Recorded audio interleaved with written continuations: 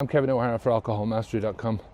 A lot of people sort of come into this, like I came into it, with just not a real clue about where to start, how to step over that into that first day of not having any alcohol in your life anymore. And I thought I'd do a few tips. So tip number one is to remember that it's always your choice, right? You know, whether you drink or you don't drink, it's always going to be your choice. That's the thing that people sort of try and fuzz around, is they think, well, you know, like, I'll do it tomorrow. That's a choice, right? I can't do this. That's another choice.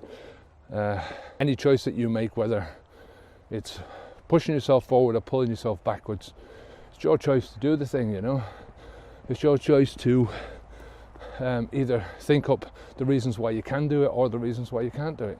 It's your choice to think up the excuses why you can't do it, or to get up off your arse and inspire yourself.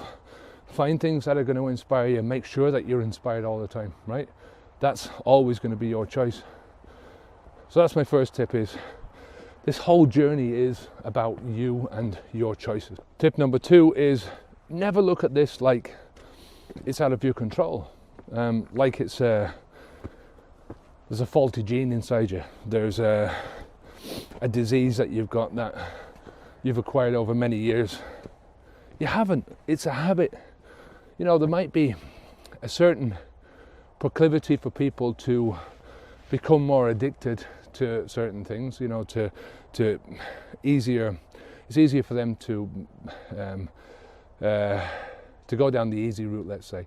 You know, to look for instant gratification. But I think that 99.9% of that is learned. That you learn how to do this either from very early in your life, or you learn how to do it as you're going along. So tip number three is that cravings are also in your control. Cravings are all under your control, and you can stop them within a couple of minutes. They're very momentary. They will move away if you get up and do something else and don't focus and dwell on the craving. Tip number four is to compare the discomfort that you're feeling now, if you have quit drinking, the discomfort of the cravings, the discomfort of not being able to sleep really, the discomfort of being a bit shaky and out of your comfort zone, to the discomfort that you have been feeling for donkey's years, right? With all the hangovers, all the damage that is starting to be caused to your body. You know, compare those two discomforts and which is the worst. Number five is that your drinking matters, or why you drank matters. And if you still like drinking, that matters. Why? Because it's going to keep pulling you back to the alcohol, right? To the drinking behavior.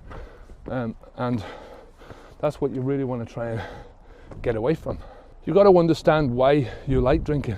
What is it about drinking that gives you the buzz? I'm not talking about the drunkenness, but the feeling that you want to drink, right? You have to understand that about yourself. That sort of leads me to tip number six, which is to change that thinking, right? You understand why you like to drink. What is it that's drawing you into the boozing? Once you understand that, then to change it, you know, learn how to reject alcohol in your life. You know, learn how to reject the alcohol thinking, learn how to reject the alcohol rituals, learn how to reject the alcohol behavior, and ultimately learn how to reject the alcohol habit.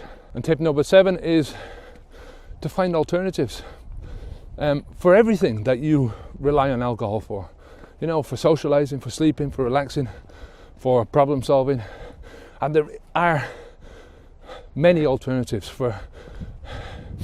Don't forget that when you're a kid, right, you can find many solutions to the same problem, right? When you don't drink, when you're involved in your life outside of alcohol, there are many different solutions that you come to. But because we drink alcohol, we tend to focus in on the one thing more and more and more. Tip number 8 is that you need to reward non-drinking behavior, drinking behavior that's pulling you away from alcohol, and you need to correct any behavior that's pulling you towards alcohol, right? So as I was saying earlier on,